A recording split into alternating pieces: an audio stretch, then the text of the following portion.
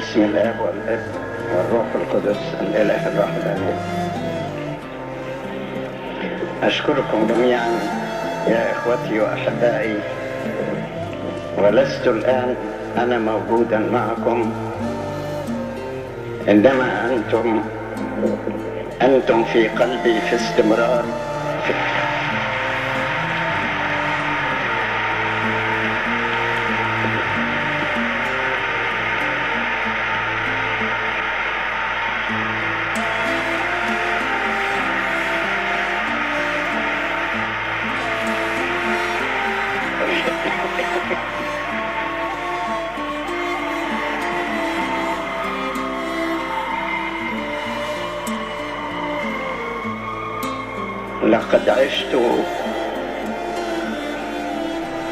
لقد عشت زماني كله في قلوبكم وما زلت أعيش.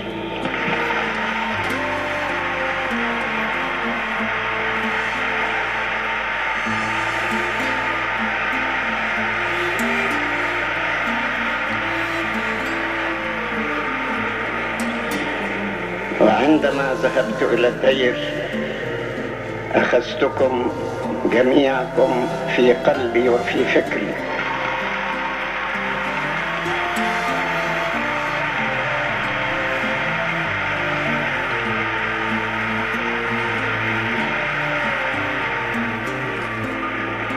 من أجلكم أنا هنا، ومن أجلكم أذهب إلى هناك.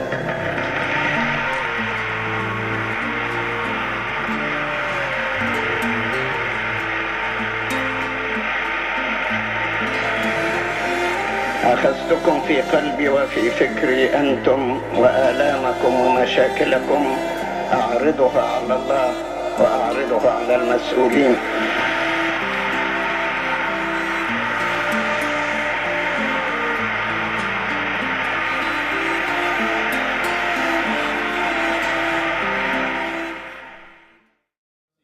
Peace be with you.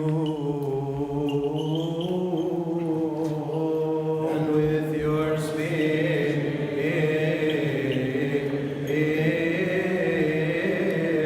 Blessed Lord Jesus Christ, who saved the city, our disciples and holy apostles, many prophets and righteous men have desired to see things which you see and have not seen them, to hear the things which you hear, have not heard them. But blessed are your eyes, for they see, and your ears, for they hear. May we be worthy to hear and to act according to your holy gospel, according to the prayers of your saints. Pray for the holy gospel. Lord, have mercy.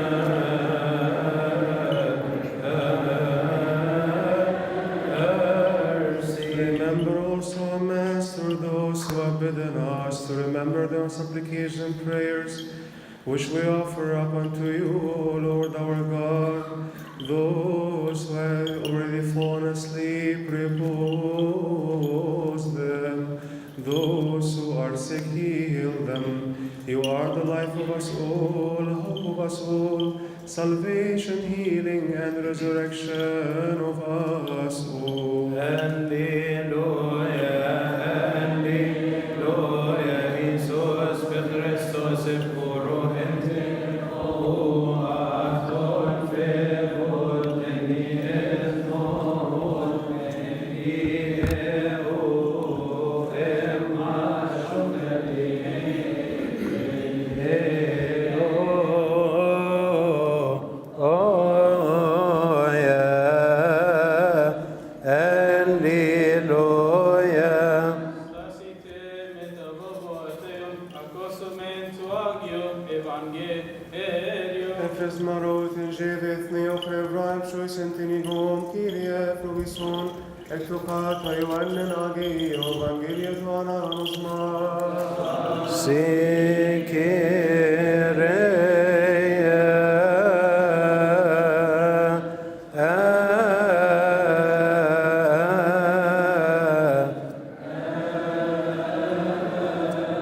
Stand up in the fear of God and listen to the Holy Gospel from the Gospel according to St. John, the Evangelist, Apostle, and pure disciple. may his blessings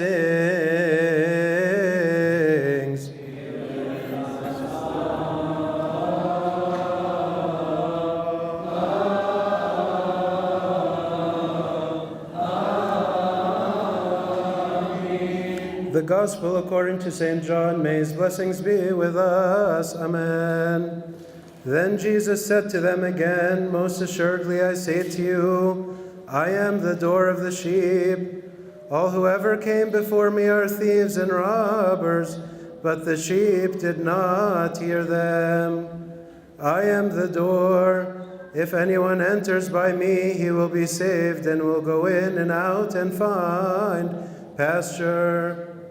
The thief does not come except to steal and to kill and to destroy. I have come that they may have life, and that it may have it more abundantly. I am the good shepherd.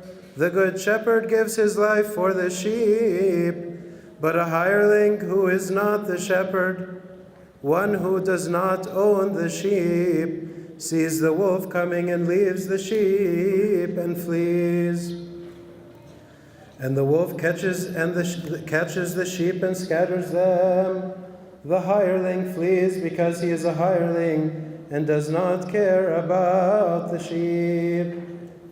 I am the good shepherd, and I know my sheep and am known by my own.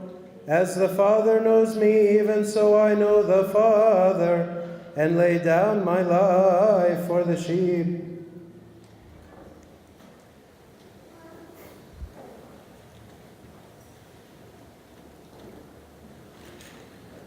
And other sheep I have that are not of this fold, them also I must bring, and they will hear my voice, and there will be one flock and one shepherd.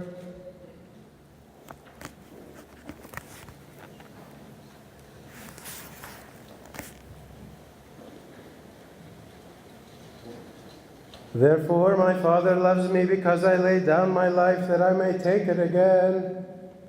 No one takes it from me, but I lay it down of myself. I have power to lay it down, and I have power to take it again. This command I have received from my Father.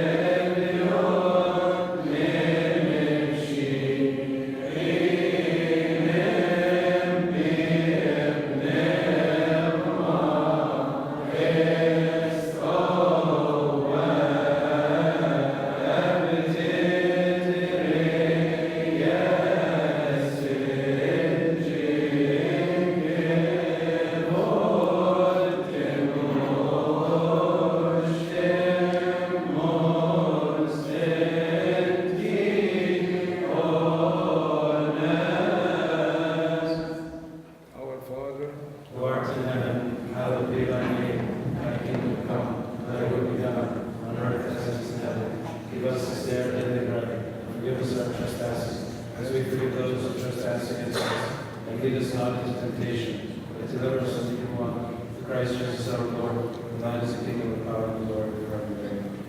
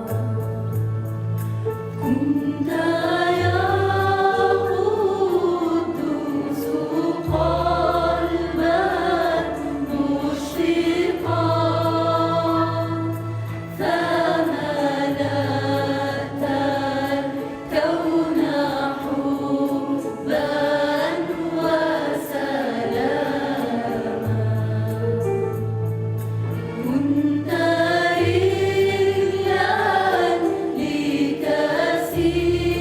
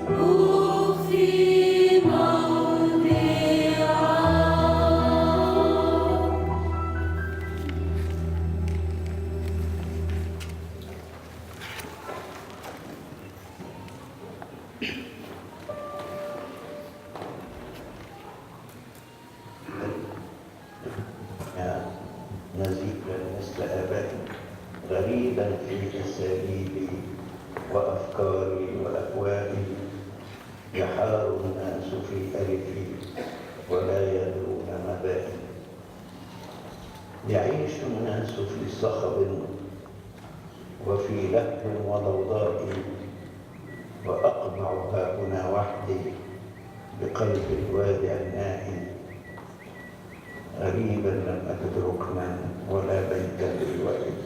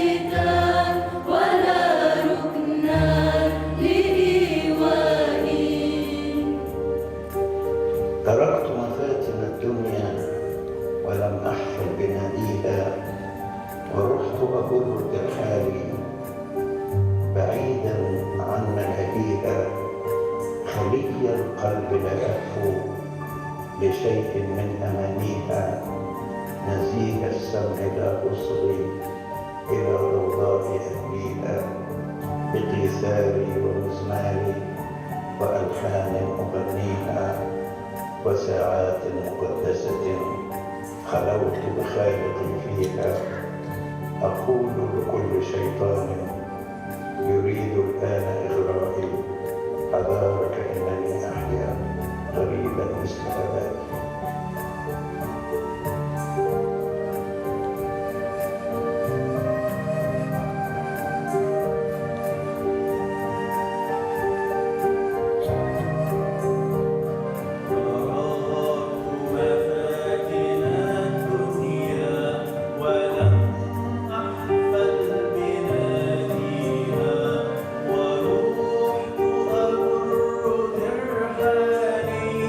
معي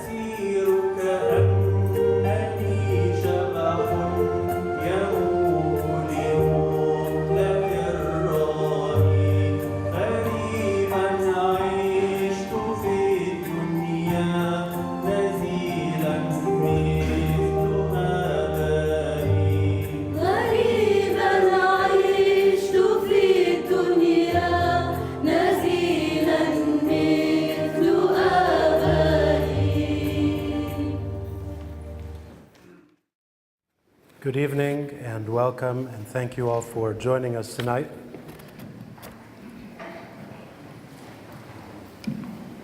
Christos Anesti. Christ is risen. In our tradition, from Easter until Pentecost, that's our greeting. Christ is risen. And it has many meanings, especially on a day like this when we know because of us saying Christ is risen, despite our sadness and our loss, we know that our faith is not in vain and life is eternal through the power of Christ. I had the honor and privilege and blessing many times throughout my life to speak in the presence of His Holiness, sometimes even emceeing events, both here in New York and also once in Egypt. And as hard as it is to speak in His presence, tonight is the hardest time.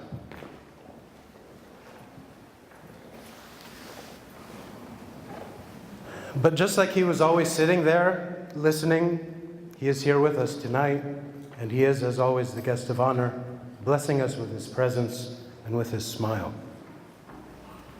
There's always a story, of course, to His smile.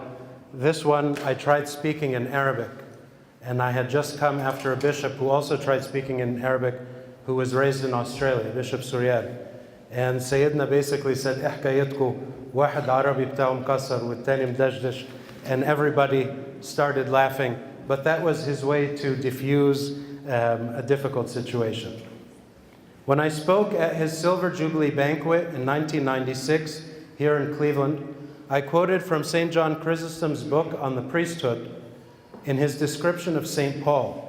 And St. John Chrysostom says something that I quoted then, and I'll quote from myself again. "For how can one describe his zeal and forbearance, his constant perils, his continual care, his incessant anxiety for the churches, his sympathy with the weak, his many afflictions, his undeserved persecutions, his deaths daily?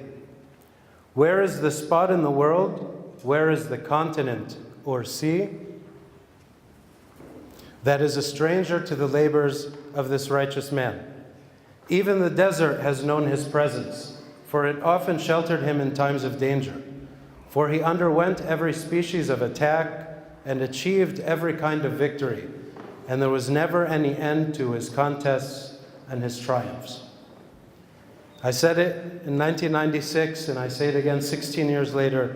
St. John Chrysostom could very well have been writing this about Pope Shenouda as much as he meant it about St. Paul.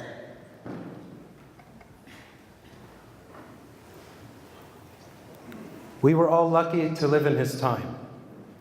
We were all blessed to know him. And as the gospel reading from tonight tells us, we were blessed to be known by him, the good shepherd who knows his flock. We will tell our children and grandchildren, we knew a legend. A lion in his strength, an eagle in his vision, a child in his simplicity, his laugh, and his sense of humor. A Renaissance man in his poetry and love of art, a Paul in his preaching, an Anthony in his monasticism, an Athanasius in his theological writings and travels in exile, a Cyril the Great in his administration of the church, a John Chrysostom in his courage and love and absolute knowledge of the Bible, an Abraham of the Fayoum in his philanthropic charity. Simply put, we knew a saint who sat on this very chair. Tonight we celebrate his life, a life full of accomplishments that entire generations cannot accomplish.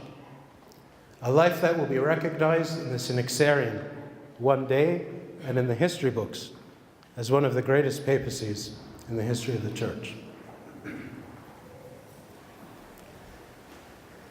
For his 40th anniversary this past November, we gave him a new crown that unfortunately he didn't wear. In designing the crown, Dad and I picked the icons of St. Mark, St. Athanasius, St. Cyril, and St. John Chrysostom, because he is like them.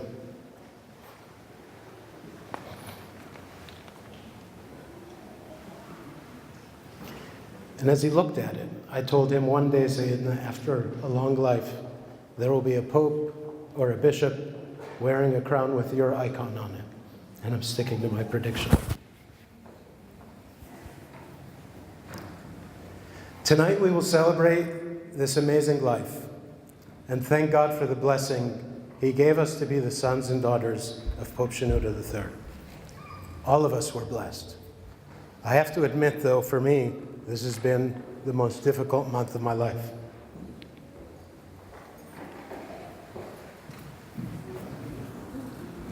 That's me. I was lucky to consider Sayyidina my grandfather, and even called him Giddu, the Arabic word for grandfather. The first time I told him this was after his back surgery. I had taken some days off from work to help with the recovery. When he was well and leaving, I said to him, Sayyidina, it felt that this past couple of days I was helping take care of my Giddu. And when I looked up at him, he was smiling and said, Helwa Giddu di.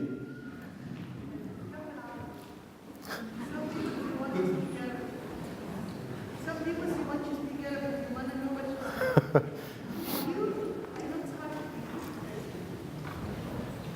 speak. What's amazing about this man is you didn't have to have that much access or connection to have that same experience. All of you had that experience. The millions who paid their respects from the moment they heard on March 17th, the 3 days of respects at the cathedral, the hundreds of thousands who flooded the streets of Cairo, the hundreds of thousands who have visited his tomb since the day of his burial, the postage stamp that the Egyptian government released this week, the promise of a named street in Alexandria. A street in Berlin is also being named after him, Berlin, Germany. No link that you would think of, but this was the impression that he left on the world. And your presence tonight proves that he is very special to us. And in our Coptic hymns, we call him Pin Papa. Pin Papa means our Papa, our Father.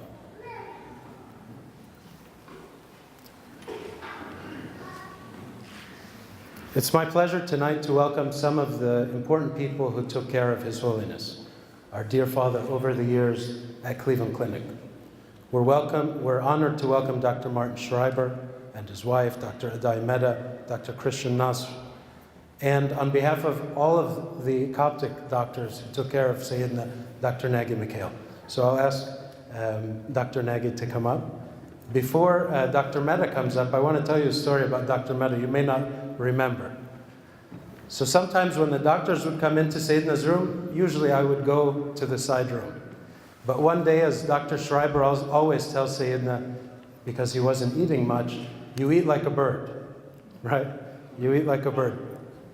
A hummingbird, so even the smallest of the birds. And Dr. Mehta was there too, and he said, he tried telling Sayyidina to eat proteins. But Sayyidina told him, we're fasting. And Dr. Mehta told him, you fasted enough. I'll fast for you. You eat. You tried. But that was Sayyidina's strength in his faith. Even in his illness, fasting was very important. Dr. Nagy.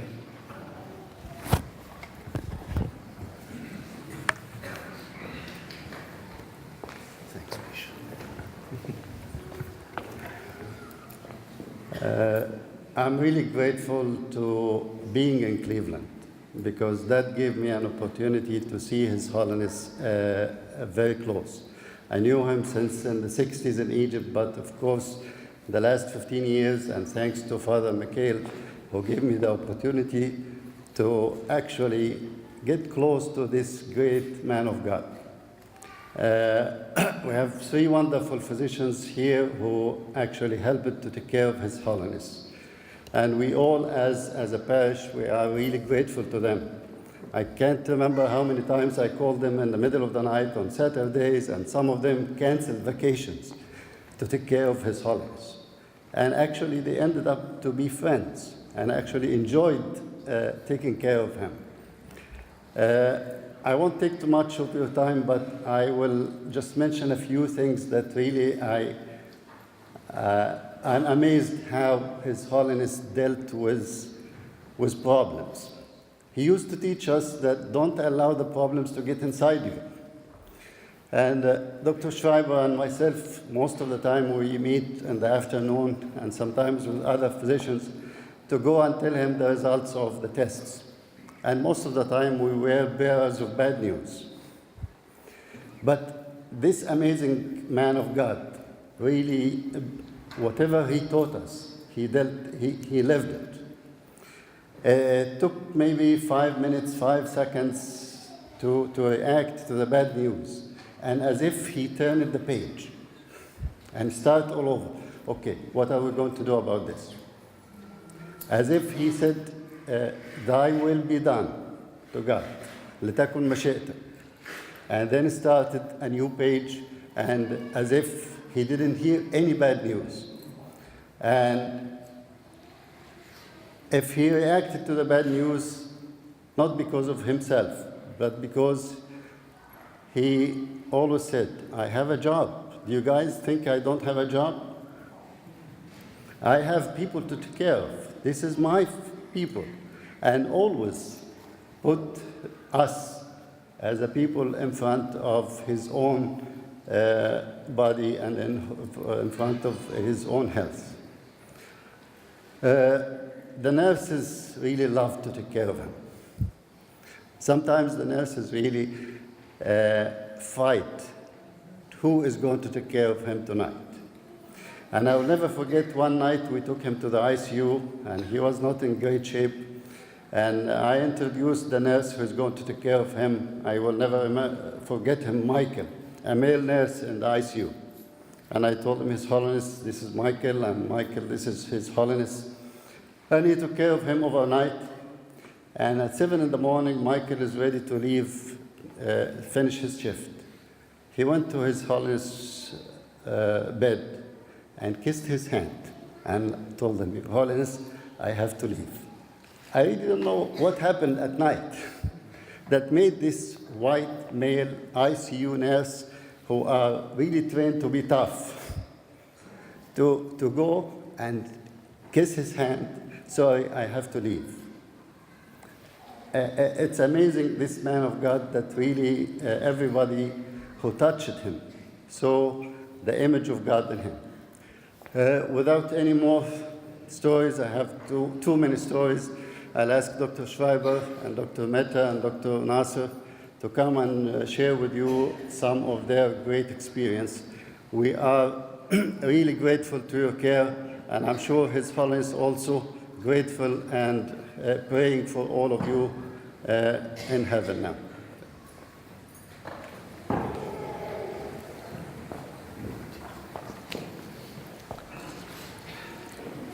Thank you, Nagy. I would like to thank all of you, because if it wasn't for you and St. Mark's, Father Mikhail, I would never have had the opportunity to care for His Holiness. And there are a few times in your life where you come in contact with somebody who exhibits the love of Christ, which is so special. And it is remarkable to have a human who embodies the holiness of Christ, like Pope Shenouda embodied what he's demonstrated to all of us. It was not a task to take care of him. It was really an honor. And he built a friendship with all of us at the clinic, all the people that took care of him, because it was really always about his love for Christ and for the Coptic Church and the people of the Coptic Church. And when he would get ready to leave to go back to Cairo, the one thing he always wanted to do is he wanted to walk off the plane to demonstrate to the people his strength, because he knew they needed to see strength in him as the leader of the Coptic Church. There were times, and Nagy's absolutely correct. I would go to him, and we would give him a hard time if he was not eating the way he should eat. And so I said to him, "Are you eating like a hummingbird, or are you the eagle?" And there were times that he was the eagle, but other times he said it's not important about food because it's important, about Christ. And he will always take care of us. And no matter what the conflict was in Egypt, what was happening to the members of the Coptic Church, of which he worried tremendously when he was away, he always voiced the view that no matter what happens to me or what tribulations we go through as there are change in government in Egypt, God will always be there to help us and to carry us forward. So it was never about himself. And all of us learn from him. And those moments that all of us spent with him, those times that we had to just hold his hand, gave us immense strength. And you can't really put into words what he leaves you with or what he left us with. But I'll always remember his courage. He always had this twinkle in his eye, and we would talk to him, and like Dr. McHale was saying, we'd maybe give him some bad news periodically, but it would always be move to the next page, or he would have something funny to tell us. But it never was about him, or it was never about his suffering. It was always about the love that he felt for everybody within the church and for Jesus Christ himself. So from my standpoint, he had a tremendous impact on my life. He defined what holiness is and what courage is, and true commitment to living a life that exemplified what Jesus Christ himself, when he was here, lived. And for that, I'll always be thankful, and I'd like to thank you again, Father McHale, for having that opportunity to really change my life. And I'm deeply indebted to all of you for that opportunity of serving His holiness. Thank you.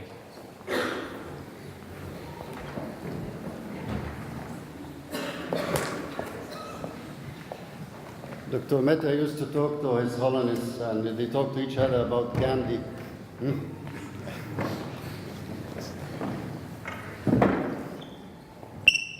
I have to say that everything that was said earlier, I can only echo. It has been an immense opportunity for me to see His Holiness. In my job, I see a lot of people, and it's an honor and a privilege. With His Holiness, it was indeed a blessing. It was a phenomenal experience. The first time I met him, it was very interesting. We were trying to convince him to do some simple changes in his lifestyle. And I remember thinking that maybe I will try to get into some sort of a theological discussion with him. Needless to say, I lost. Furthermore, every time I discussed anything with him, I realized I never won. He always had a trump card. He always, never, ever thought of himself. It was always his flock. It was always what he needed to do. It was always someone else, something else, some issue. He was phenomenally well read. Dr. Nagy mentioned the fact that we talked about Gandhi. It wasn't only that. He was amazingly vast in his knowledge. It was wonderful talking to him. Lots of times when I went to see him, I'm not sure I was a doctor. I think I was more a student. He was a wonderful teacher. He had a phenomenal sense of responsibility, love for everyone. Remember, I'm only a Gentile, but he treated me with absolute respect. And he was one of these people that you are honored to meet. And he will always stay with us. Thank you.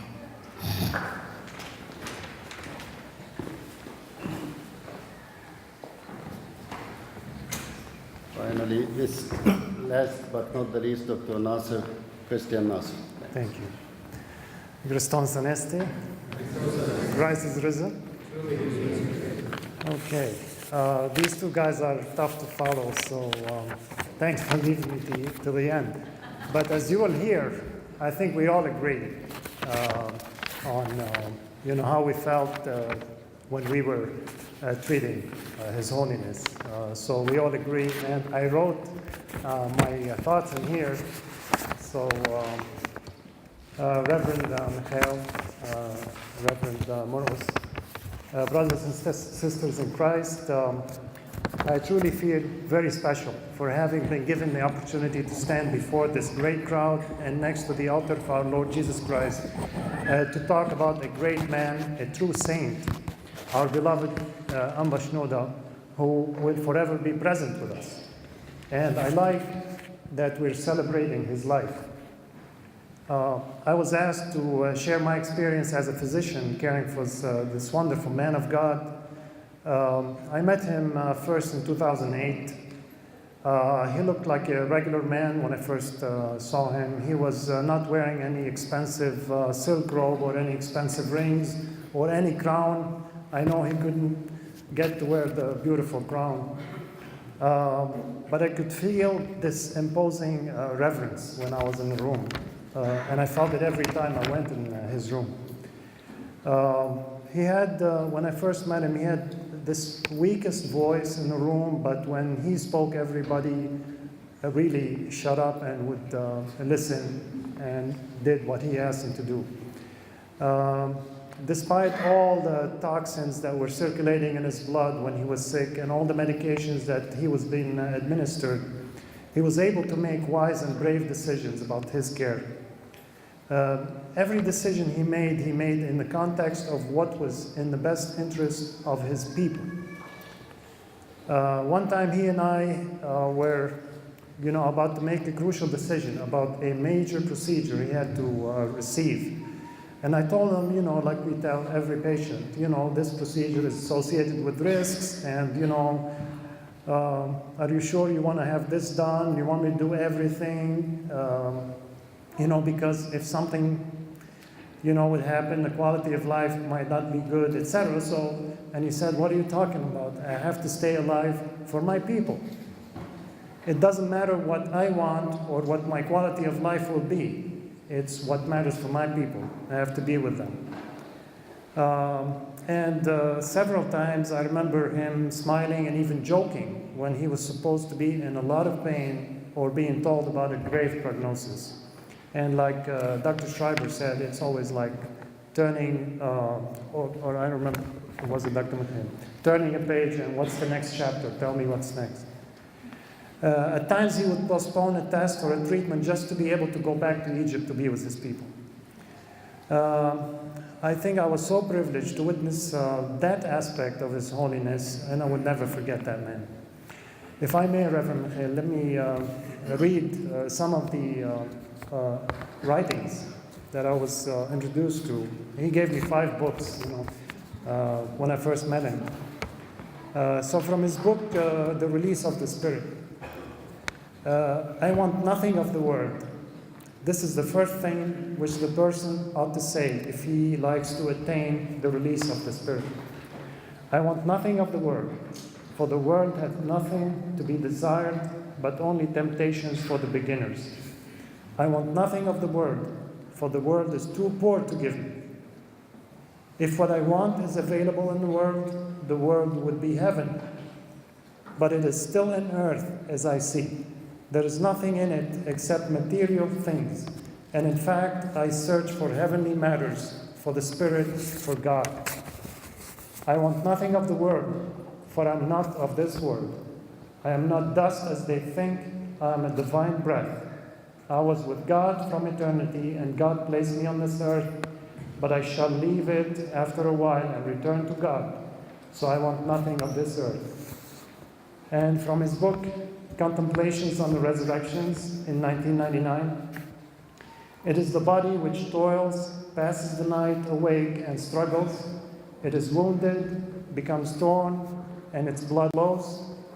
Is it right for the spirit, after all these sufferings, to enjoy alone heavenly rewards without its partner, the body? The body seems as if it got neither earth nor heaven. God's justice does not agree with this at all. It is necessary for the body to rise from the death to share the spirit it enjoys. So His Holiness, spirit and body have joined again, and He's sitting in heaven with God and His saints, where there is no pain, illness, or suffering. God bless His church and the people.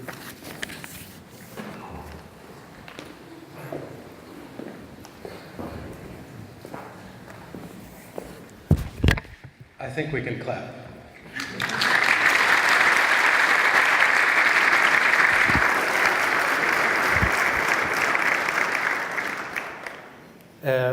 Father Mikhail would like to present just a small thank you to our three friends, our three doctors, on behalf of all of the doctors and the whole staff and the church. And Father sent a thank you letter to Dr. Toby Cosgrove, the CEO and president of Cleveland Clinic, listing by name all of the doctors, their teams, thanking the hotel, thanking Protective Services, thanking the International Center, thanking everybody who had a share in the many years of taking care of Sayyidina. Our link to the clinic wasn't just with the doctors. Protective Services and the security detail that made sure Sayyidina was safe, that made sure the elevators were ready, the streets were safe. Again, just like the doctors would cancel their vacations or come in on weekends, if we got a call that said Sayyidina's coming tomorrow, so did Jim. And we're very honored to have Jim Brundage and his wife with us tonight. Jim was always there. He and his team always took care of Sayyidina, and we're very thankful.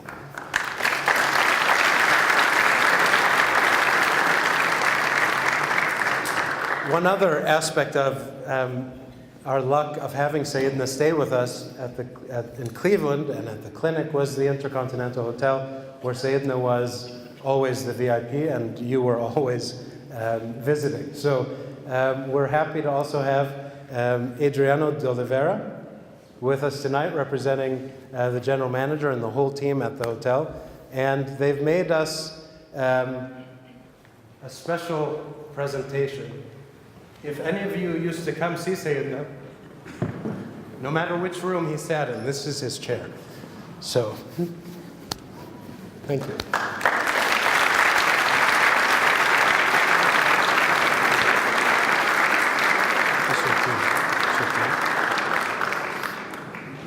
And we have a small token of our appreciation, or if you'd like to say a word. Thank you.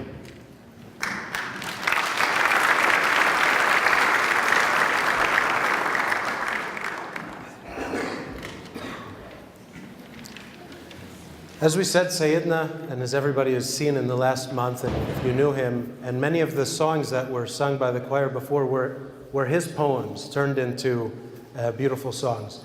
So tonight, and Sayyidina wrote in wonderful Arabic, we're going to have an Arabic poem by Mr. Fikri Gayed. I don't think I'll be able to translate it, but we'll get you a translation at some point. المسيح قام.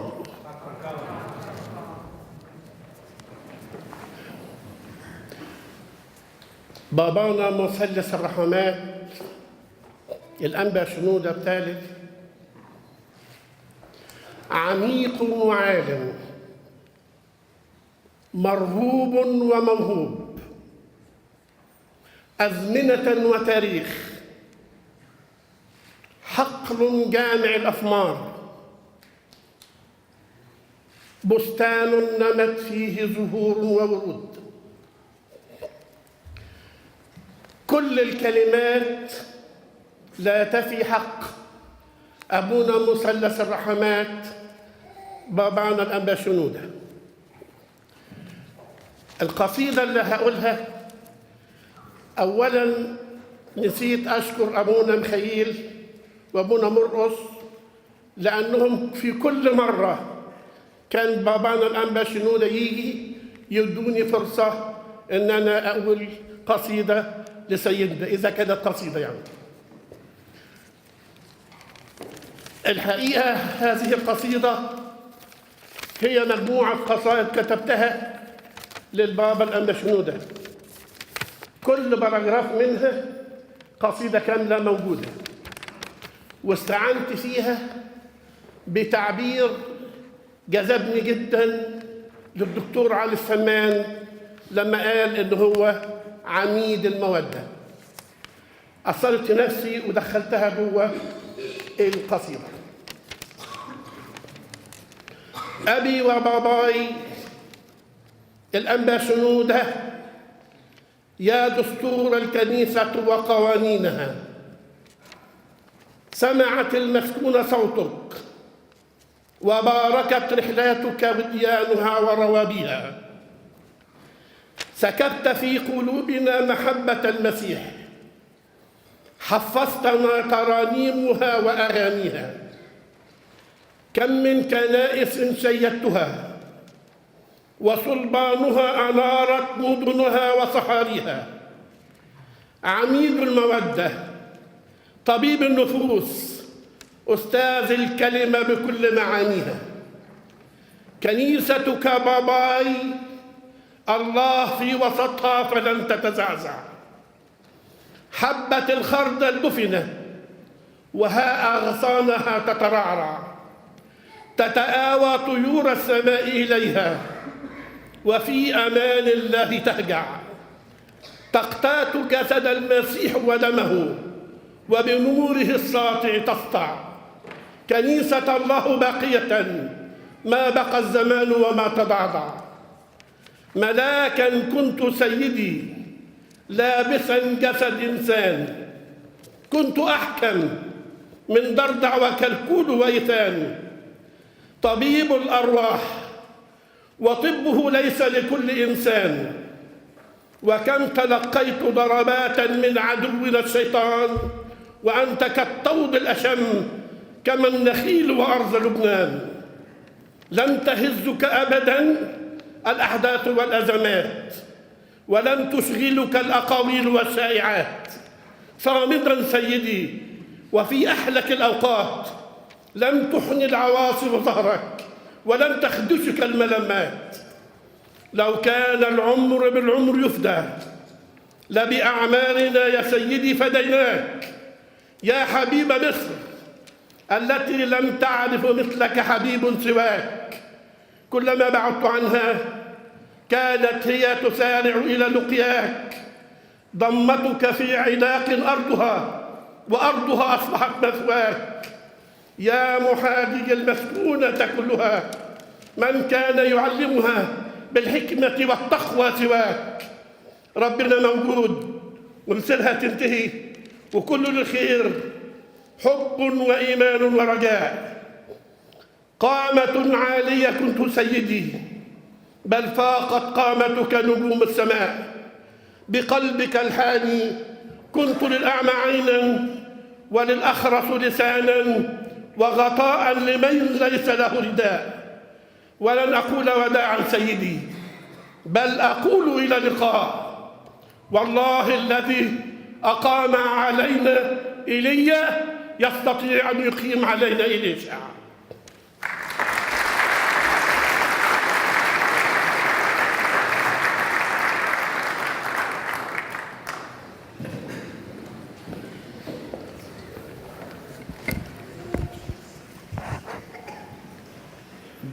In between the next two speakers, I'm just going to say one line about a characteristic that has always resonated with me about His Holiness. Before we leave the physicians, I think we all have to also thank Dr. Maher Assad, who was always every day with Sayyidina, here and in Egypt. So he'll see this, and we're thanking him on all of your behalf.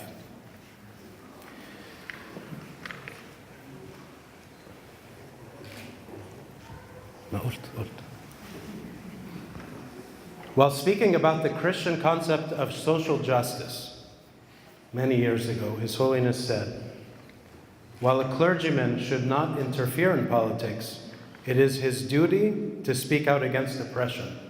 For if he is silent, who will speak? If If he is silent, who will speak? I went to St. Ignatius High School with Dr. Schreiber's son, Father Martin, and one year we had to write a paper about our hero. And my classmates all picked either athletes or celebrities. I picked Sayyidina. And those of us who are even young and lived through the 80s or the 70s and especially 1981 know that he was a man of courage and conviction. That's something that will never be forgotten. And I think we're going to keep finding things out about him. If you were watching CBC in Egypt this week, they released an interview from Sayyidina recorded January 22nd, 3 days before the revolution. For the last year and a half, Sayyidina has been quiet and very patient, taking a lot of heat and criticism from people calling him that he was out of touch, didn't understand the current state of the country. But if you listen to the interview, he understood it better and before everybody else. He criticized the government. He said the people will revolt. He said the problem is poverty, the problem is unemployment, the problem is prices. And he said the problem was the government attacking the protesters, and that's why he was cautious about people going out on January 25th. He wasn't afraid, he was never a coward, he was a man of courage.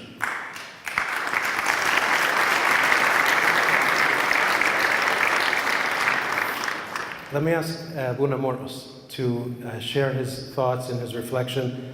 Of the many, many gifts His Holiness gave us, Abuna Mortos is also one of the gifts he gave us here at Cleveland.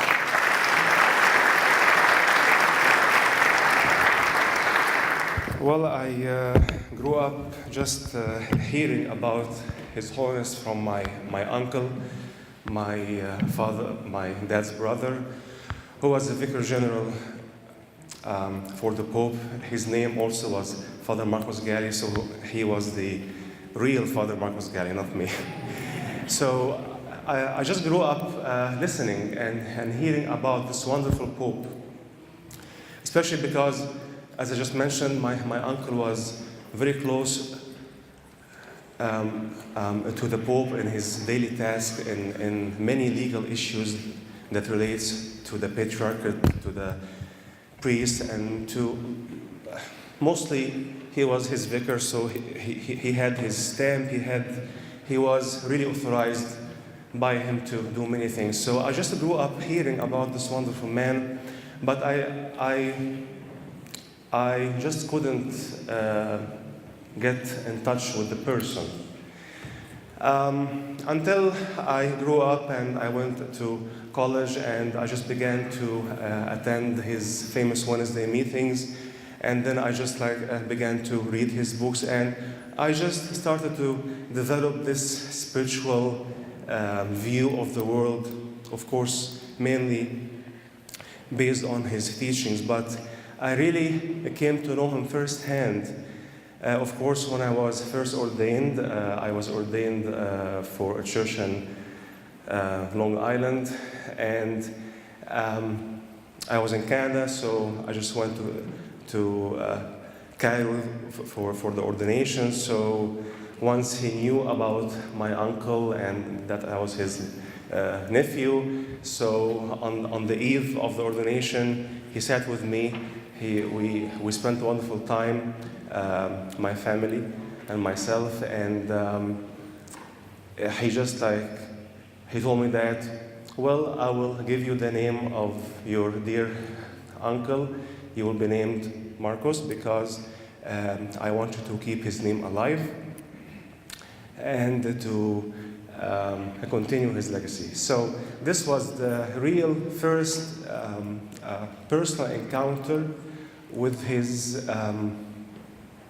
with this human person, because when you hear about the Pope and you see him on TV and just see him through books and pictures, yes, you respect the person, you would have a reverence for the person, but you don't really know him. Once you get closer to him on the personal level, you start to see the human part. And this was a very amazing side, that he was so personable, he was so considerate of the finest details. And then he gave me a wonderful gift when he approved my relocation to here to Cleveland, and this was a gift to me, Bishoy.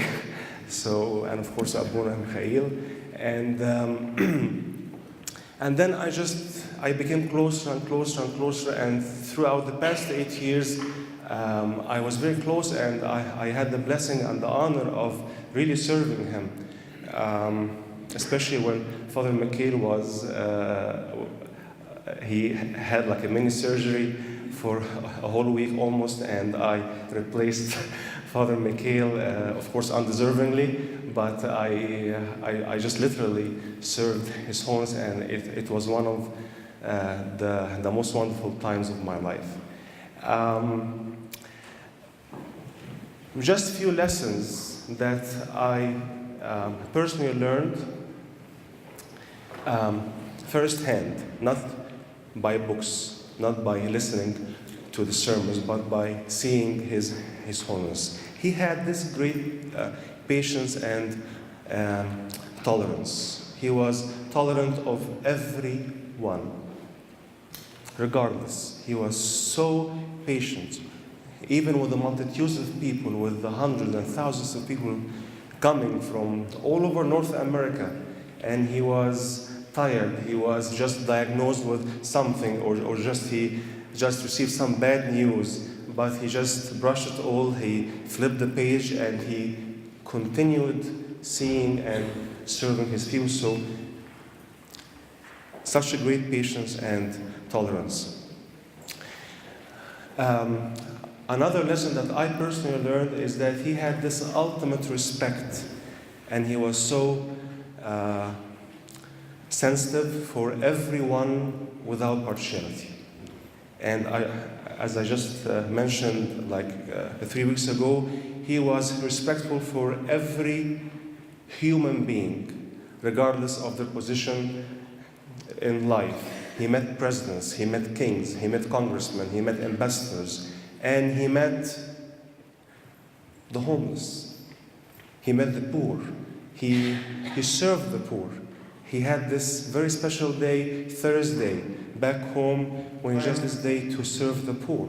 So he had this ultimate respect and sensitivity for all without any partiality. He was sincerely showing personal interest in everyone, knowing them by name, or just by his body language, by his tender smile. He showed real interest. I remember every time he comes here, he just like asks me, how's your daughter? How is your energetic son? And he knew them by name, he knew their characters, he knew what they liked, and he gave them gifts, he gave them chocolate as like everyone, but he just had this personal dimension to know everyone by their name. Another lesson that I learned, that he had this utmost firmness, and he was like a lion. And we call him the Lion of St. Mark. He was there, and he was here to just correct mistakes when it comes to dogma, to the faith, to the church rites. He was always setting high standards for us as clergy and for himself. He was a living sermon. We all hear many sermons, and we all see people preaching. And you would know who is just preaching a written sermon and who is living it. And our Pope, he was a living sermon. He was a walking sermon that we saw love, we saw humility, we saw giving. He was an extreme giver. He gave everything. I remember, like when we used to sit with him, like whenever a visitor comes with some gifts for the Pope, when they leave, he just gives us all from this bag, and he never took anything for himself.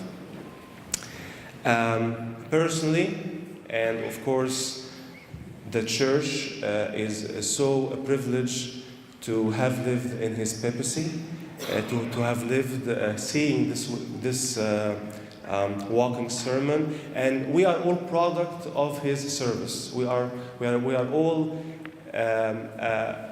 his fruits, his labor. He inspired many generations. He inspired young men and women to give their life to Christ, leave everything, be just consecrated for the glory of God, and serve. Many of his achievements are present here today.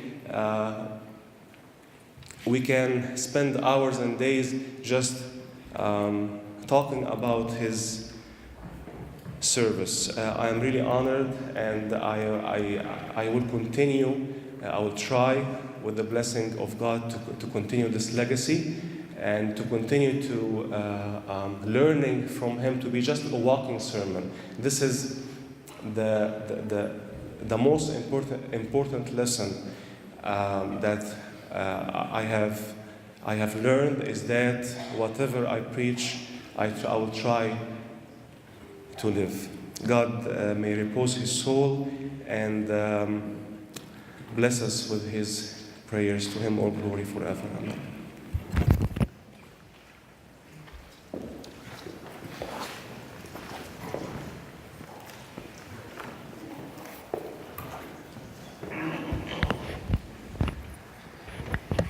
The next lesson is humility. And Sayyidina would come, the tradition was after he arrived, we'd have dinner and then we'd have story time. Oftentimes until we couldn't keep our eyes open and we had to go to school the next day. But every time, we'll just never forget, Sherry and I will never forget those long nights. In June 1988, Sayyidina took his first trip after returning to the throne from the exile. So it'd been 3 years he hadn't left Egypt, from 85 to 88. June 88 was the trip to Moscow. And it was to celebrate 1,000 years of the baptism of Russia. And there were delegations from every church in the world. And Sayyidina told us the story where he was walking from one event to another, and he was just walking, and the guy next to him was a Western clergyman. We don't know from where or what church. And he said to Sayyidina, "What church are you from?" And Sayyidina said, "The Coptic church." And right away the guy said, "Do you know Pope Shenouda?"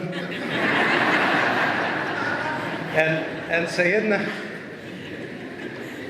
just said yes. He did. How many of us, if we were in a position like that, would say, "Don't you know who I am? And who do you think you are?" All he said was yes, and he smiled. I'm sure the guy found out later who he was.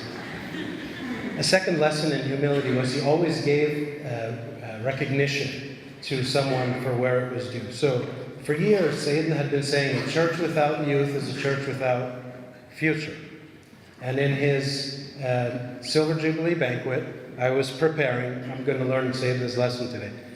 I was preparing my notes and I was reviewing my speech with the bishop sitting next to me, and we were looking at during the banquet, and I said, I'm going to say a church without youth. He said, why don't you say youth without the church is youth without a future? So I wrote it. And I got up and I said it, but I didn't recognize the guy who gave me the quote. Now I'm doing it publicly. A few years later, I went to Washington, D.C. Sayyidina was there. He was consecrating the new church in Washington.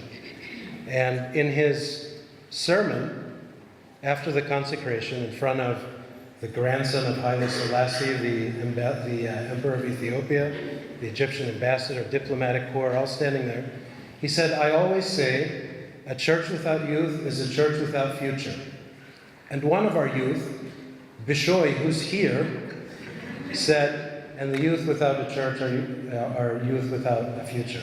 So he always recognized everything anybody ever did, never forgot it. Years later, he would remember things that I gave him or we gave him. And unbelievable.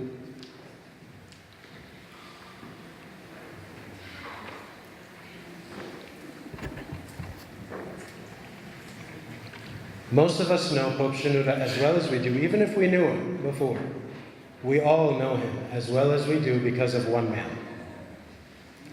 Cleveland became the second home to the Pope because of one man.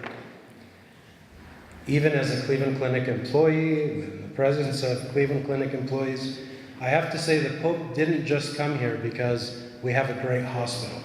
He came here because he trusted one man, because he felt like he was home. Abuna, Dad, was Sayyidina's student and disciple for almost 50 years. Dad was the first deacon.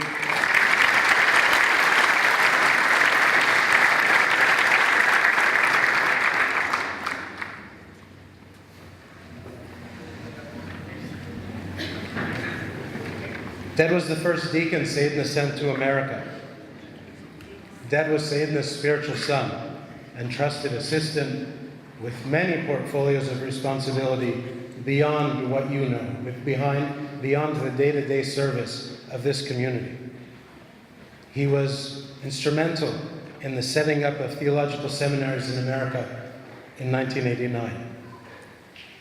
He was delegated by His Holiness to set up or oversee on his behalf missions in the Caribbean, Brazil, Bolivia, Mexico, expansions in Cyprus, Japan, and all through Africa. Dad was not just another priest who reported to the Pope. Dad was Sayyidina's friend. Dad and I and Sharif were lucky 10 days before His Holiness's departure to spend 4 days with him in Cairo. And as we left, knowing it was the last time, he knew it was the last time, I tried remembering all of the times I had seen Sayyid. And I remembered that as this was the last time I went with you, the first time was with you. And there are no pictures, I just remember this. It was probably 1979, I was 4 years old. You took my hand, we crossed Shara Ramses. It was easier then, it's still impossible, but it was a little bit easier in the 70s. And I remember things that are not recorded in pictures. Sayyidina was in his old office. Sayyidina had foot surgery or stepped on a nail, so he wasn't walking with a staff. He was using a cane. So all these things that are not in pictures. And I remember, like all of you and all of your children remember, the chocolate. So I know Sayyidina because of that. I can't introduce you, but because of technology, and Andrew Ibrahim helping me on Saturday, this is a little surprise. In the name of the Father, the Son, and the Holy Spirit, I wish to thank all of you. It is very hard, my brothers, to be the last speaker after everyone said everything, and I have nothing to say but Amin.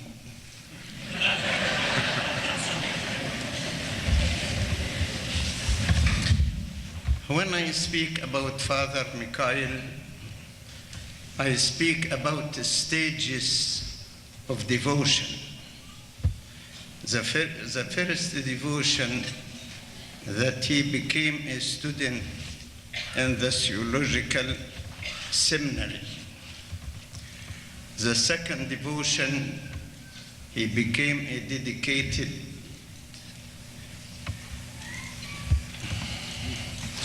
dedicated servant in the church as a deacon. The third devotion was that he became a priest. In all this, he was a very successful person. Also, another devotion, he became a teacher in the seminary. When I began my responsibility as the Patriarch of a church, I didn't think that in one city in the lands of immigration I may meet a great community as this community of Cleveland.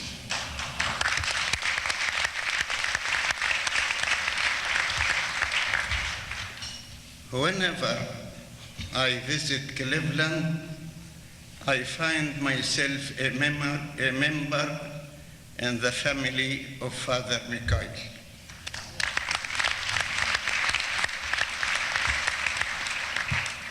His house becomes my house, and he becomes my host.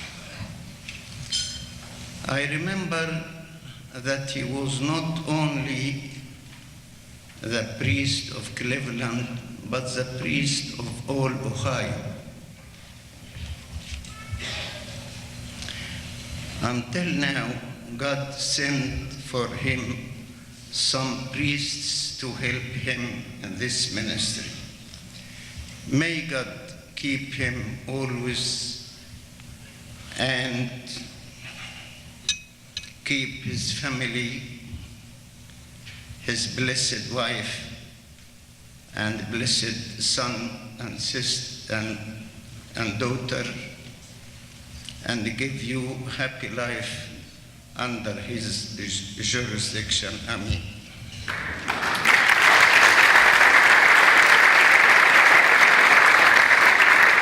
He said, his house becomes my house, and he becomes my host. And Sayyidina's voice, just like mine, was a little shaky.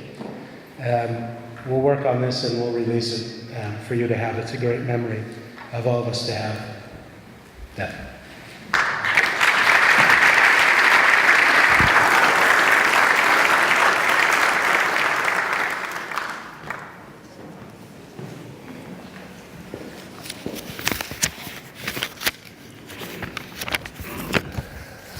Very hard to speak about His Holiness, especially in the flesh, but we know that He is with us in the Spirit. Yes, I have the privilege to know His Holiness almost 50 years ago. I was about 12, 13 years old when I go to attend his lecture. It was Friday at the time. And then I look at the seminarians who attend around His Holiness in the cathedral.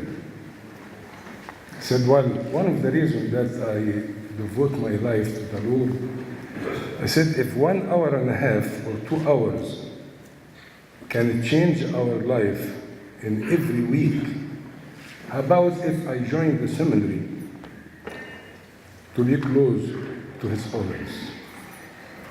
I did that in 1968, and we became very close to His Holiness. And then, close to my graduation, His Holiness became the Pope, because he was the dean of the seminary, and who took care of all the education in the Coptic Orthodox Church. So there is no many students at that time. We were very close. He used to teach us 3 subjects in the seminary. I was full-time students. We have the dorm, and we live in. Every Saturday morning, we meet with him as our own dean and bishop. He talked to us, and then we go home, come back Sunday evening. I graduated in 72, but in 71, in November, close to the graduation, he became the Pope.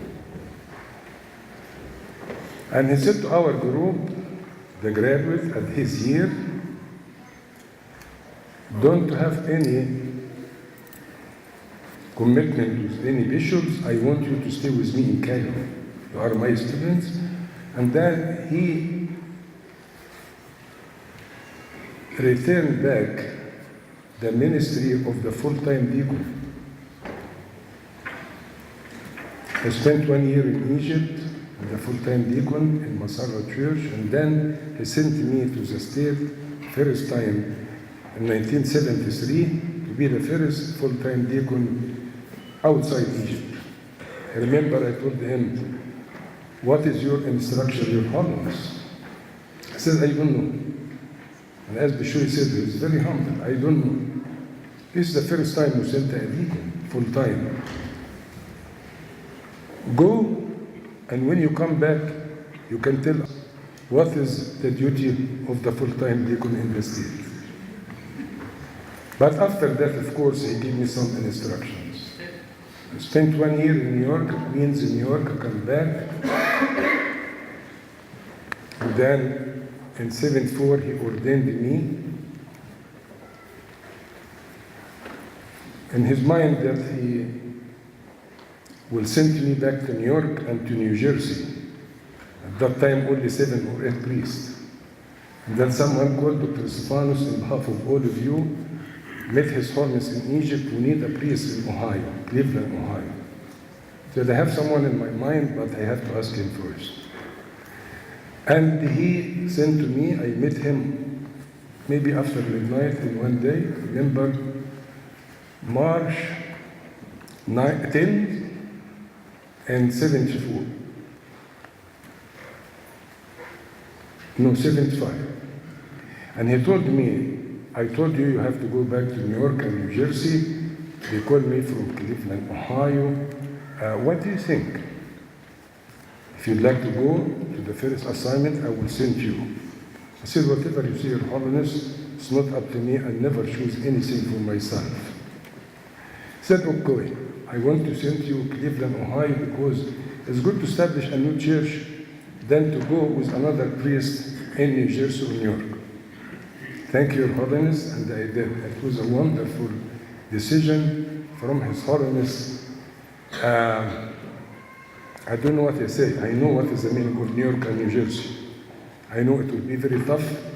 I will do the assignment. I never discuss it with His Holiness, but deep inside I know what I'm going to face. On the other hand, when I came here, it was totally the opposite of the direction. Wonderful people who grew up together, and we can see the result.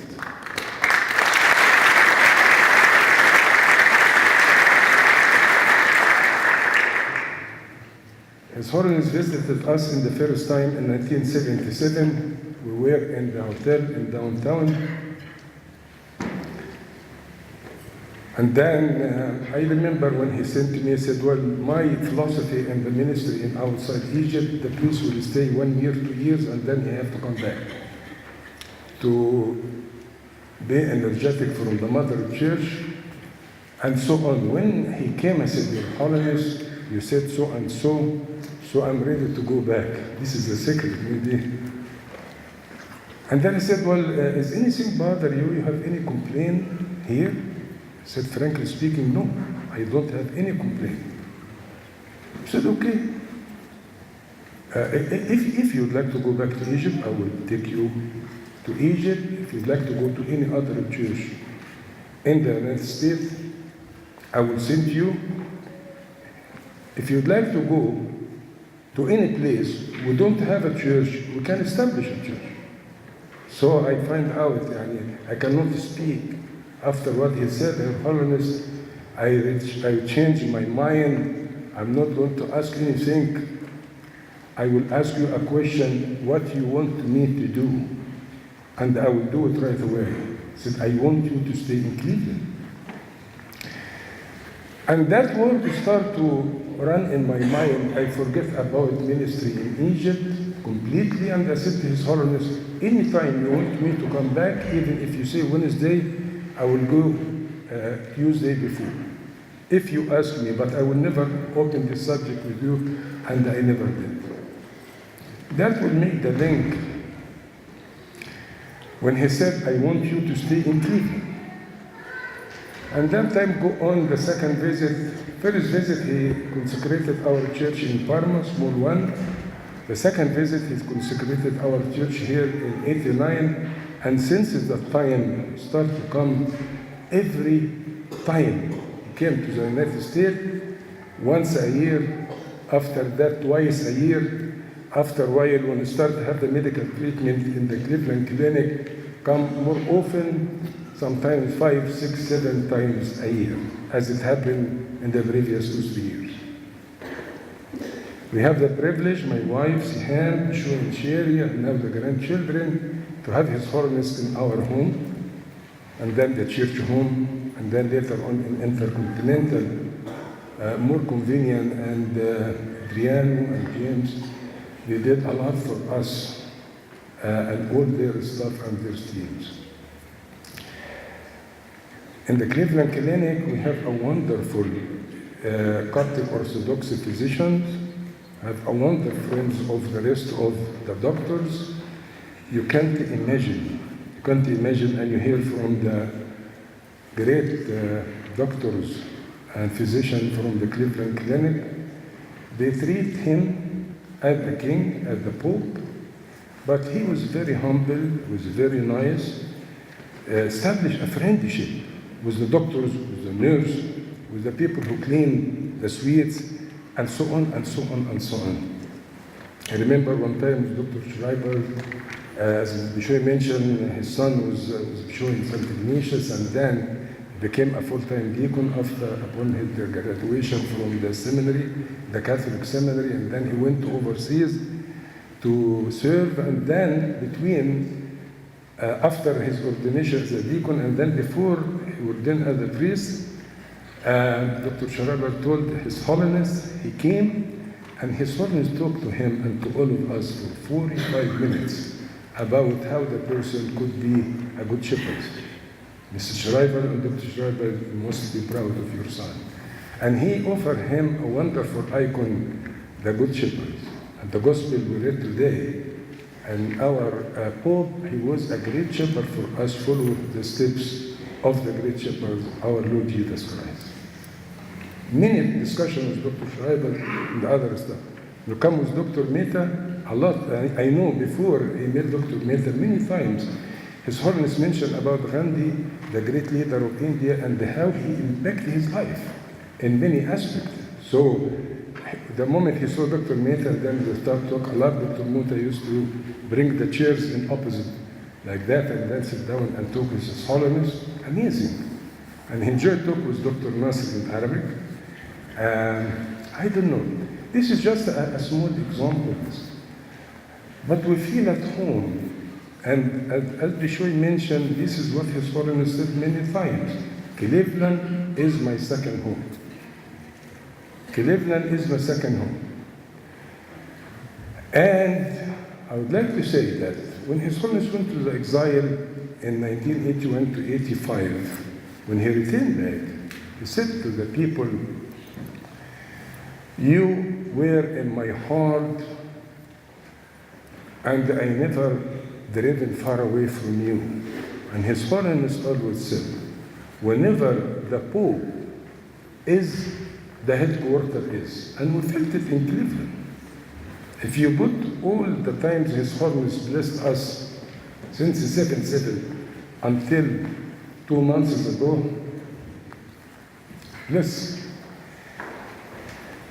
yes, I will say, next to Cairo, His Holiness spent in Cleveland more than in any other city in any other country, include Alexandria. And amazing that how he knew many of us by names. In 2008, when he had the surgery in his leg, and Dr. Barsoum was great, Wa'il, and the rest of the doctors, and he spent 4 months and 13 days. Amazing when you are close to His Holiness. Some people, if you are close to them, discover some negative aspect. The more you are close to His Holiness, the more you discover how in one person all this it can be. How he's be very great, very strong, and then very humble, very simple. How he can be very wise, and how he can be like a child. How he treats everyone in a very unique way. Some people told me, I'm lucky to be close to His Holiness. Yes, with great blessing, but believe me, it was very difficult to face it after his departure. But again, he left us in the flesh, but he present with us. We decided in Cleveland we are going to write a book for His Holiness. We are going to select 10 sayings for every day to cover the entire year. Imagine if you have 3,656 saying time 10, English and Arabic. Because he left to us over 140 books, as well as over 3,000 tapes. 3,000 tapes. I remember 20 years ago he was here, and then I welcomed His Holiness and said, well, Your Holiness, thank you that you enhance us with over 1,500 tapes and sermons. With his sense of humor, after I finished his introduction, said, well, Father Michael mentioned that you have 1,500 sermons. You must have some sermons I didn't say it yet. Because I don't know that I have 1,500. And as I said, over 3,000 sermons. Imagine 50 years, about 9 years and a half as a bishop, and then 40 years and a half as the patriarch, the Pope and Patriarch. We're talking about 50 years. At least, it's 50 years time, 50 sermons. This is only when he gave on Friday and then later on Saturday, Wednesday. But he gave a lot of sermons in other occasions. Amazing. So he enhanced the church.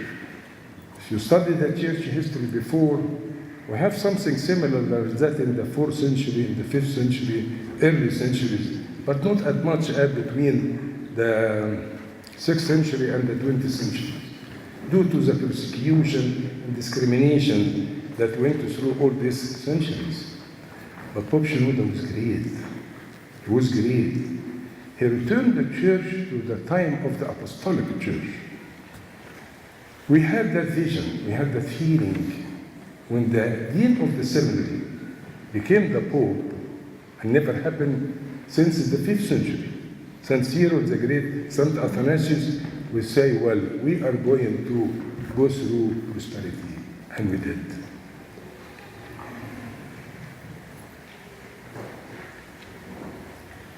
I will say a few things. I told you before, when he used to stay in our house, and then start to prepare the sermon, only have the Bible and the Bible dictionary. And I sit about 6-5 feet from him, see if he need anything. I see how he moved in the Bible from Old to New Testament. And I told him, Your Holiness, I felt that if you play the piano, and from one book to the other, from one testament to the other, this is amazing. This is amazing.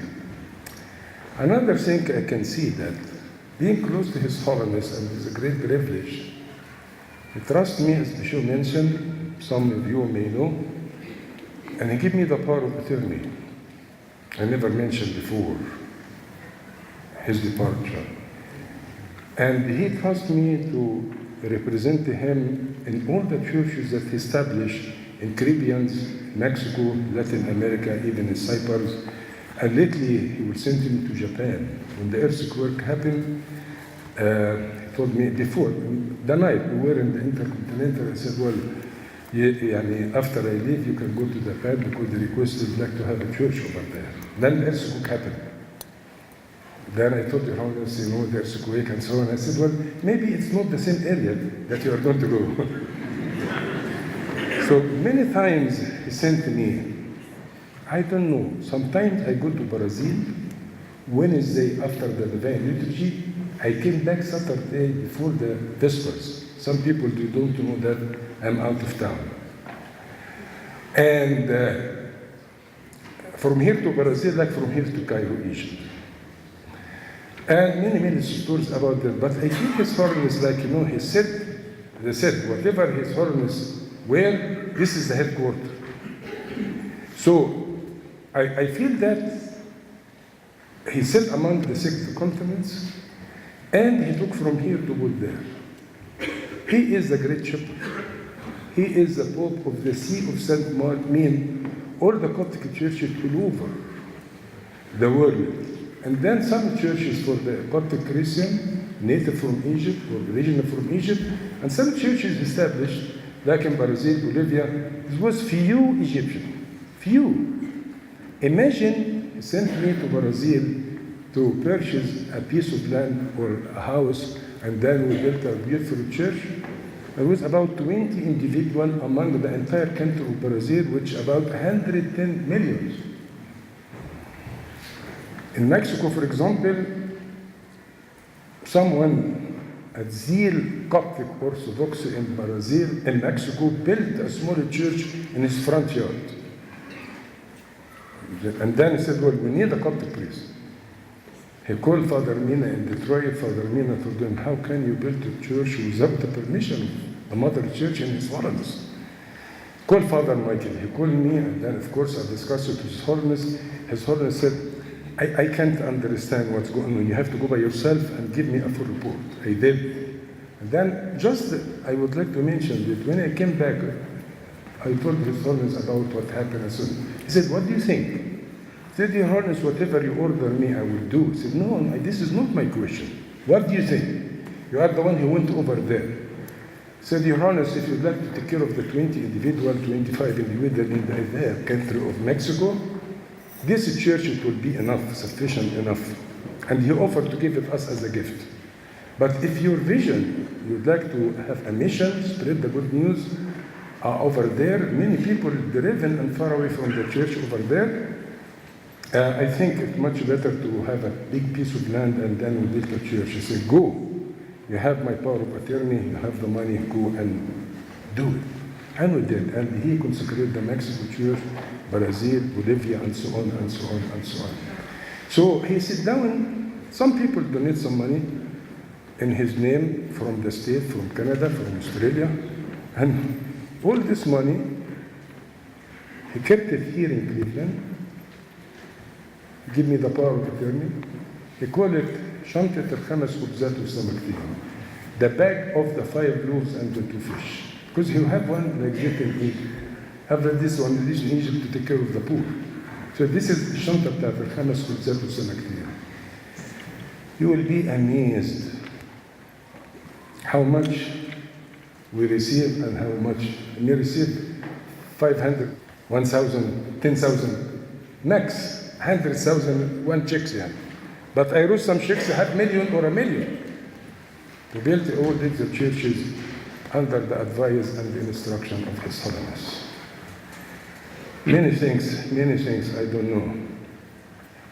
But serve His Holiness in the hotel and in the hostel with all this medical staff, the doctors, the administrators.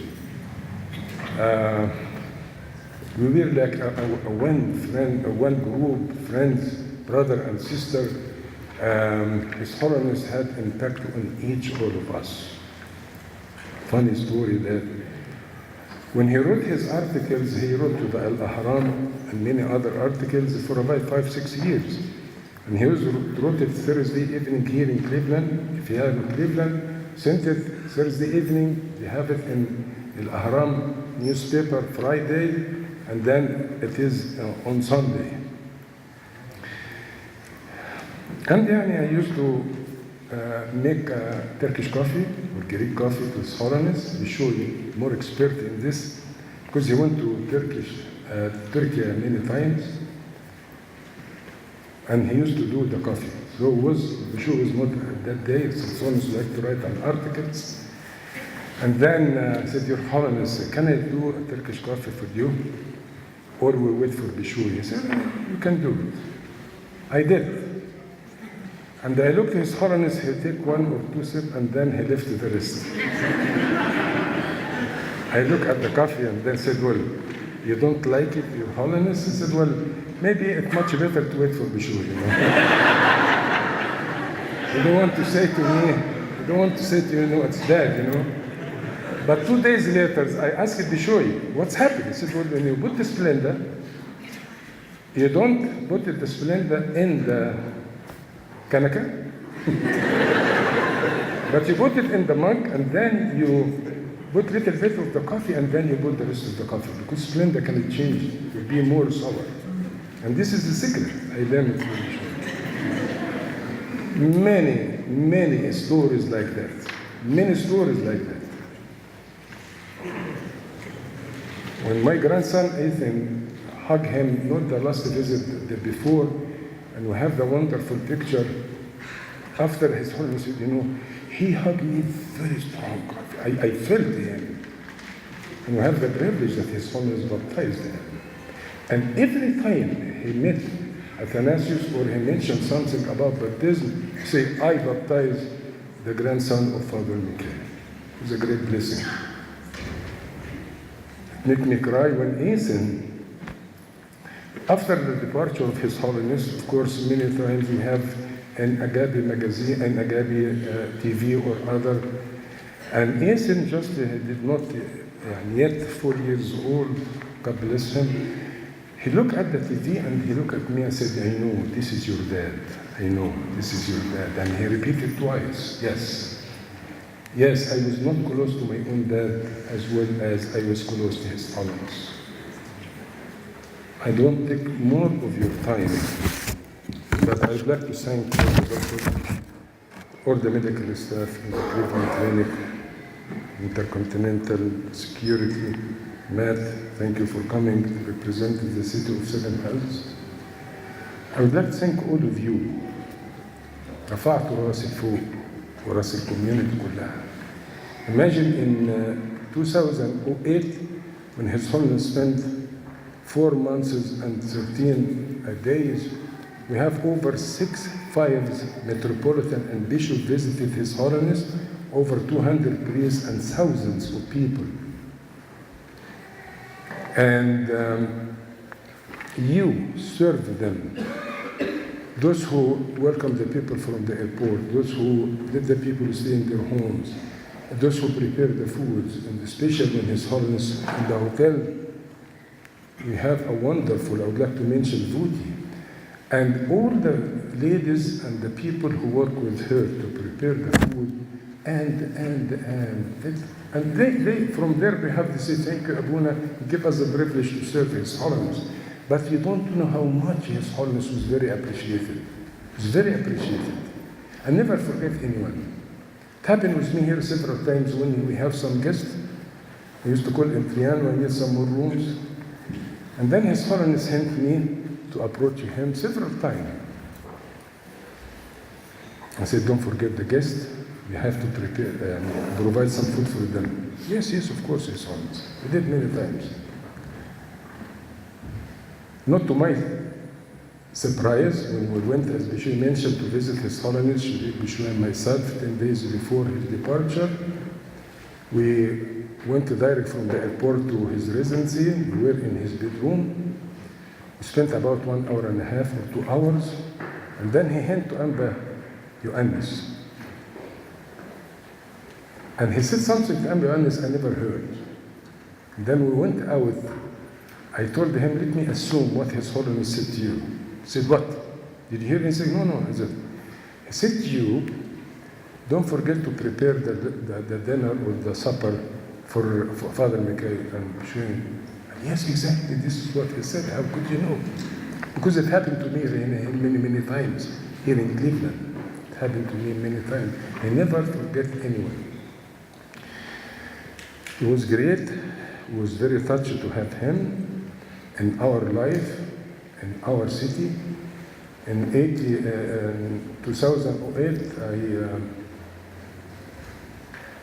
I showed to Dr. Rushab and I gave him a file that over 200 newspaper and magazine in Egypt wrote about His Holiness' visit, and it mentioned about wonderful medical care of the Cleveland Clinic, over 200.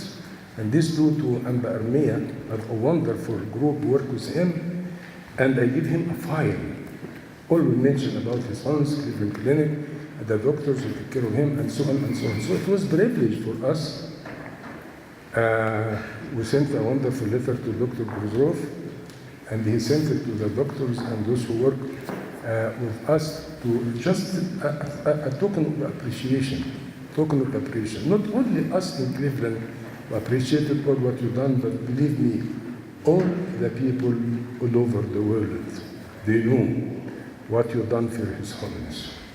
And many times you and us know that his life was very close to the end, and then something happened. It's a great miracle. Wish that would happen the last time. But this is life, and this is God's will. That will remind me about one verse I would like to read it for you, about Zacharias the priest.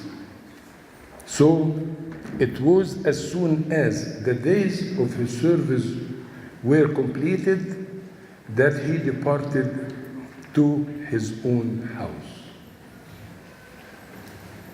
لما كملت أيام خدمته رجع إلى بيته. لما كملت أيام خدمته رجع إلى بيته. سيدنا رجع لمكانه. أقول عن سيدنا هو ضيف جنة من السماء، مكث معنا فترة على الأرض ثم رجع مرة أخرى إلى مكانه الأول. He was a great guest, come from heaven, stay with us for that long, teach us, help us to know the Lord Jesus Christ, to serve Him, to serve the other, and then He returned back. When He completed His service, returned back to His house. And for you and for me, I would like to always to mention only one saying of His Holiness, always remember that you are a stranger in this world, and you must return to your heavenly home. So don't put all your hope in this world. Thank you.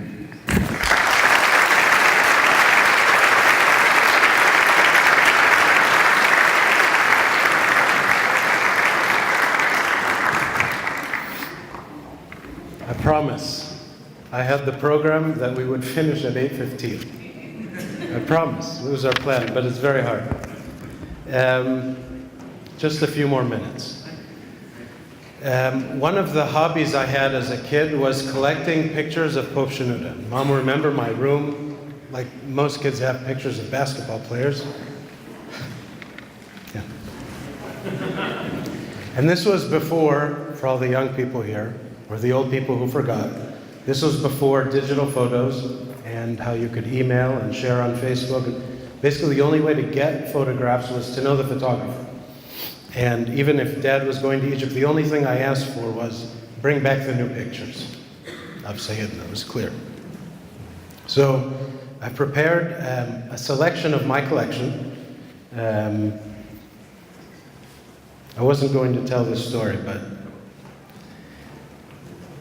almost from May 17th, I started working on this. And I would work on it in my dining room, at the head of the table with my laptop. And the first night that I finished a big chunk of this project, I was tired, I went to bed, and I woke up at 3:30, completely awake. I had a dream, and this isn't a miracle, it's not a vision, just take it for what it is. I had a dream that night that I was sitting at the dining room table, working on the presentation, and I looked at the end of the table and he was sitting there.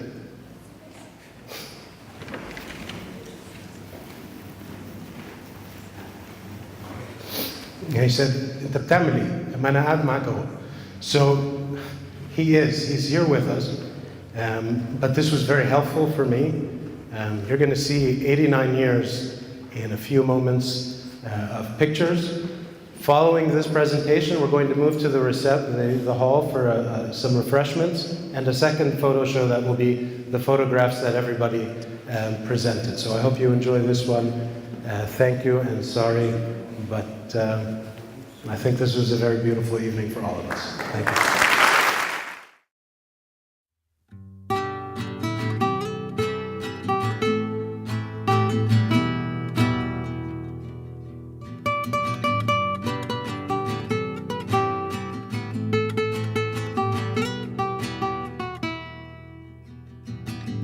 Honored and blessed are we to be led by such a man, chosen for the Master's plans. Honored and blessed were we. There couldn't have been a better man, chosen by our Master's hands. Thankful we won't forget you. Standing tall, you built a mighty wall, bringing safety and refuge. We are so fond of you. Holding tight to each memory when you treated me so specially. Every person mattered to him, he was never too good. Strong mind that kept him going, nothing slowed ye. This lion did not rest until his final breath. Whoa.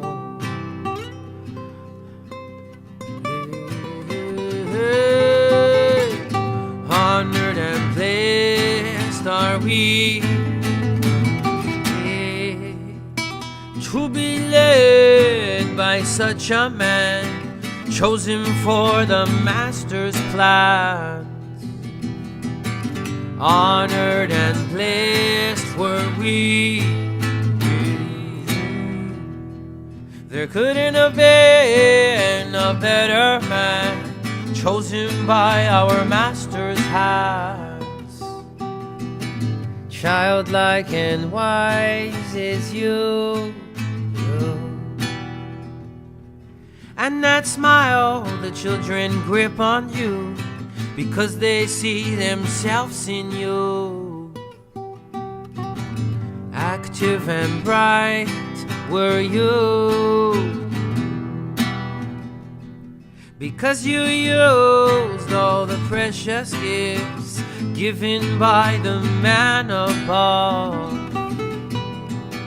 Everyone mattered to him, he was never too good. The strong mind that kept him going, nothing slowed he. This lion did not rest until his final breath.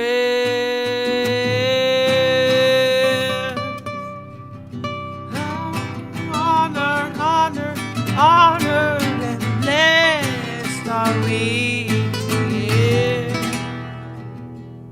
To be led by such a man, chosen from the Master's hands for his plans. Yeah. Honored and blessed are we.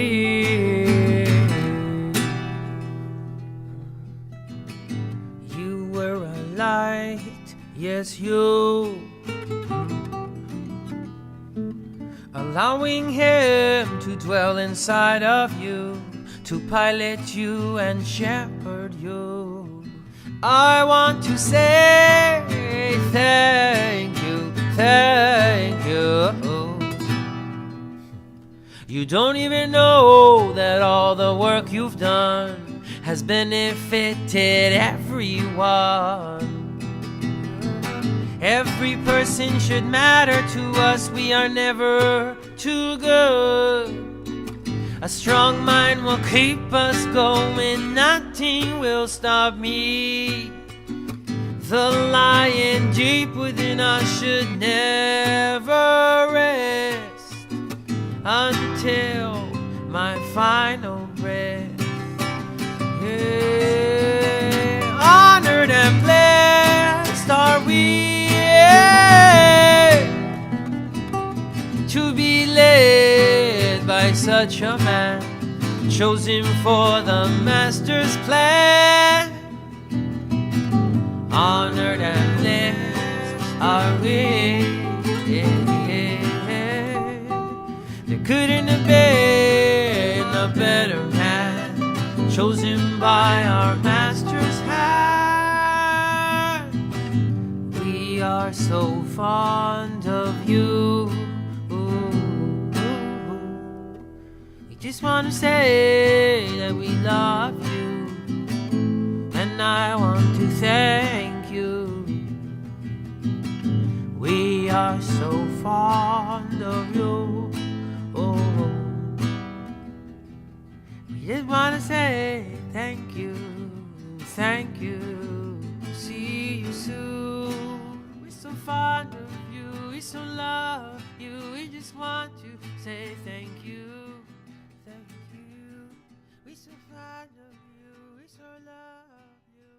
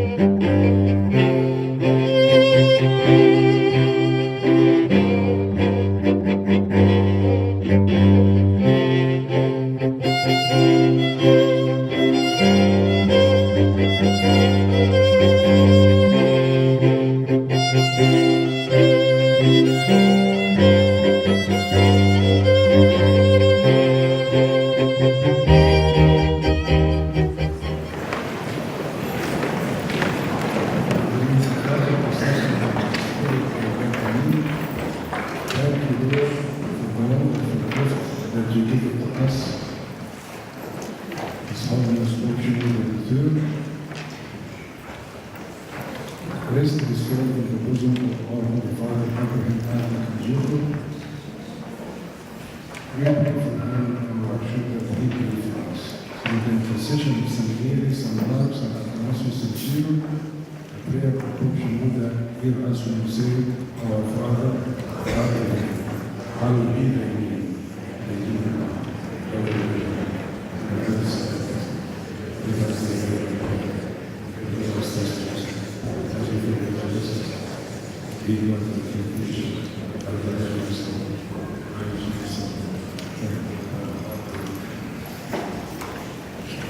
The love of God the Father, the grace of His only begotten Son, our Lord Jesus Christ, the fellowship of the Holy Spirit, be with you all. Go in peace and peace with